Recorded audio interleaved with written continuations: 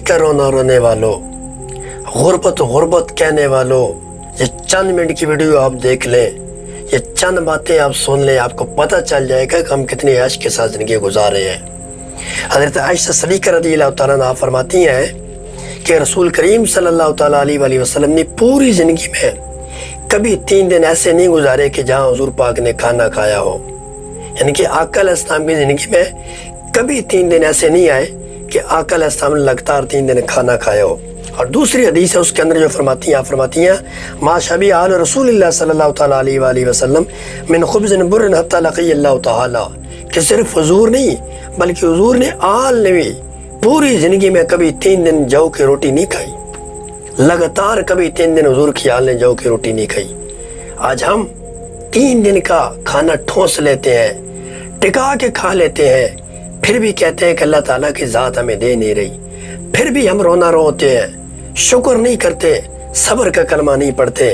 आगे सुनिए, आयशा सिद्दीक़ा रज़ियल्लाहु तआला अन्हा फरमाती हैं कि कभी ऐसा होता था कि पूरा महीना गुजर जाता था, पूरा महीना हमारे चूल्हे के अंदर आग तक नहीं जलती थी, और हम करें मवाज़ना अपनी ज़िंदगी का, कहाँ वो दौर था, कैसी वो ज़िंदगी थी। फिर आपसे पूछा गया अगर चूल्हा नहीं जलता था गुजारा कैसे होता। आप फरमाती हैं कभी खजूर के साथ, कभी पानी के साथ, कभी पड़ोस से कोई दूध दे देता, वो पीकर सो लेते थे। इस तरीके से ज़िंदगी गुजारी है। और आप सल्लल्लाहु अलैहि वसल्लम के बारे में हज़रत आयशा सिद्दीक़ा रज़ियल्लाहु तआला फरमाती हैं कि जब हुजूर इस दुनिया से गए तो उस वक्त नबी करीम सल्लल्लाहु तआला अलैहि वसल्लम ने कोई दिनार, दिरहम, बकरी, ऊँट, कोई चीज़ तरके में नहीं छोड़ी। ये थी मेरी हुजूर की ज़िंदगी। हज़रत उम्मुल मोमिनीन हज़रत हफ्सा रज़ियल्लाहु तआला अन्हा आप फरमाती हैं कि हुजूर पाक अलैहिस्सलाम जब सोते तो आपके नीचे एक चादर होती, उसको डबल तया करती, दोहरा करके बिछा देती, हुजूर उस पर आराम किया करते थे। एक दिन हमने सोचा कि ये बहुत पतली हो गई है, हमने इसको और ज़्यादा दोहरा कर दिया। पहले 2 हिस्से थे, अब 4 दफ़ा उसको तय करके हमने नीचे बिछा दिया। हुजूर पाक अलैहिस्सलाम रात को सो गए। सुबह हुजूर उठते हैं, उठ कर कहते हैं आज मेरे बिस्तर को तुम लोगों ने क्या कर दिया था। हमने कहा या रसूलल्लाह बिस्तर तो वही है, हमने उसकी तय डबल कर दी थी। फरमाया ऐसा नहीं करना था, इसकी नरमी की वजह से मेरी आंख लगी, रात को उठकर मैं मालिक को राजी नहीं कर सका। आज हम कहाँ बैठे हैं, फिर शिकवा करते हैं हम अल्लाह ताला की कुदरत का, शिकवा करते हैं अल्लाह ताला की नेमतों का। कभी देखिए तो सही हमारे नबी पाक अलैहिस्सलाम ने कैसे जिंदगी गुजारी है। हुजूर अलैहिस्सलाम आमतौर पर ऐसी चारपाई पर सोया करते थे जिसके पट्टे होते थे और हुजूर पाक अलैहिस्सलाम के जिस्म मुबारक पर उसके निशान भी आ जाते थे। आयशा सिद्दीक़ा रज़ियल्लाहु तआला अन्हा फरमाती हैं कि कई दफ़ा ऐसा हुआ कि हुजूर पाक अलैहिस्सलाम मुसलसल फाके में रहते और आका अलैहिस्सलाम का पेट कमर के साथ लग जाता। मैं मोहब्बत से पेट पर हाथ फेरती, मेरी आंखों में आंसू आ जाते और फिर मैं हुजूर अलैहिस्सलाम को फरमाती नफ्सी लकल फिदा हो, या रसूलल्लाह मेरी आपके ज़ात पर जान कुर्बान हो।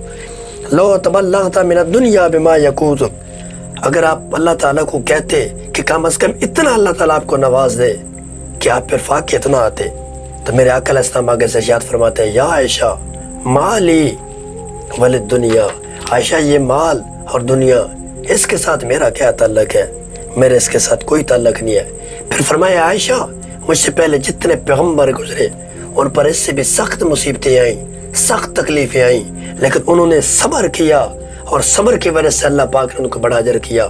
मैं डरता हूँ कहीं मालिक मुझे दौलत यहाँ ना दे दे, अगर मुझे यहाँ दौलत मिल गई, आसानी मिल गई तो मैं अपने भाइयों से पीछे रह जाऊँगा। मैं नहीं चाहता, इसलिए मैं दुनिया को ठोकर मार देता हूँ कि मालिक मुझे हर चीज़ उधर मिले, मैं अपने भाइयों के साथ ऊँचे मकाम में रहूँ।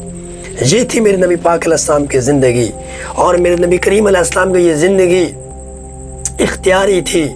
ऐसा नहीं था कि मेरे हुजूर के पास था कुछ नहीं, या अल्लाह उनकी सुनता नहीं था, या उनके पास माल था नहीं, ये हुजूर का इख्तियार था। इसलिए आका अलैहिस्सलाम ने फरमाया कि अल्लाह ताला ने मुझे इरशाद फरमाया था महबूब अगर तू चाहे तो मक्का के पहाड़ सोने के बना दूँ और जहाँ तू जाए ये तेरे साथ चलते जाएंगे। लेकिन मैंने कहा मालिक नहीं, एक दिन मुझे खाना खिला देना, एक दिन मुझे भूखा रखना। जिस दिन मैं भूखा रहूँगा उस रोज़ मैं फाका करूँगा, उस रोज़ मैं तेरी अजर नियाज के साथ बरगाह में सजदा रेजी करूँगा, और जिस दिन तू मुझे खिलाएगा میں تیری نعمت کا شکر گزار کر وہ دن گزار دوں گا۔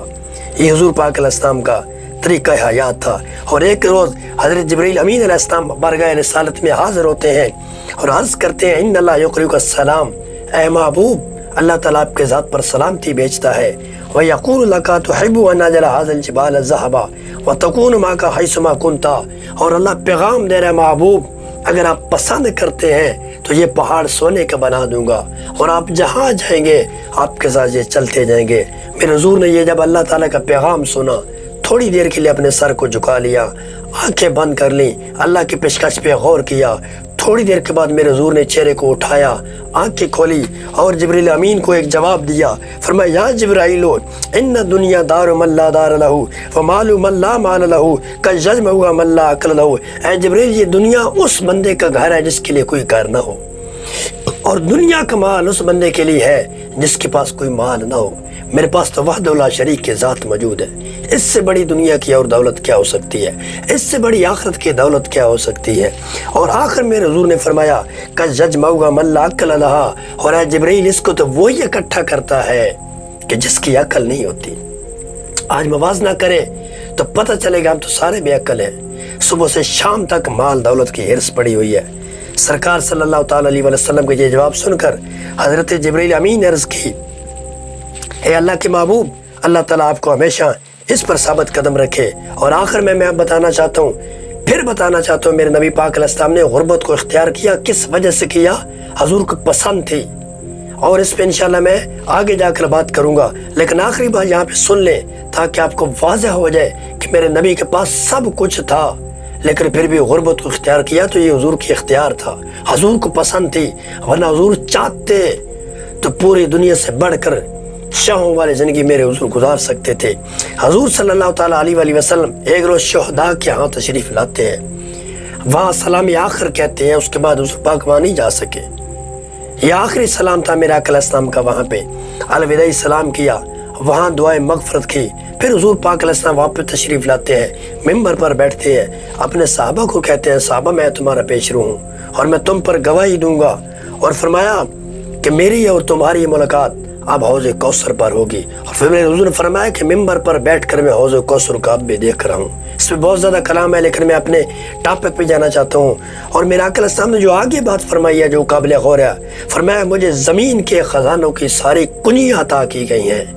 اب جس سے کنیاں دی جاتی ہیں کہ اس کے بعد خزانے نہیں ہوتے، تو گویا سارے خزانے میرے نبی کو ملے تھے، صرف اختیاری طور پر غربت تھی۔ انشاءاللہ اس میں بات کروں گا کہ غربت میرے حضور کو کیوں پسند تھی اور غربت میں رہنے کے فائدے کتنے ہوتے ہیں۔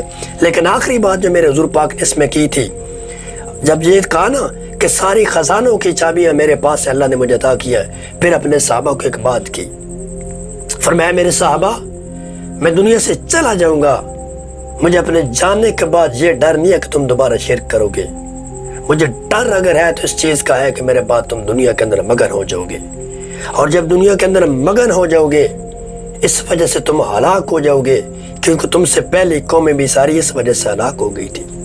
آج حالات دیکھ لیں، بجلی کے بل کتنے آ چکے ہیں کہ مائیں اپنے بچوں کے زیور بیچ رہی ہیں اور بجلی کے بل ادا کر رہی ہیں، باپ جس کی ضرورت ہے موٹر سائیکل بیچ کر اپنے بجلی کے بل پورے کر رہا ہے، گھر کی ضروریات والی چیز بیچ کر بجلی کے بل پوری کی جا رہے ہیں، دن بدن ٹیکس بڑھتے جا رہے ہیں، اور پھر بھی حال یہ ہے کہ ہم سوئی ہوئی ہیں، کبھی مالک کے دروازے پہ دستک نہیں دیتے۔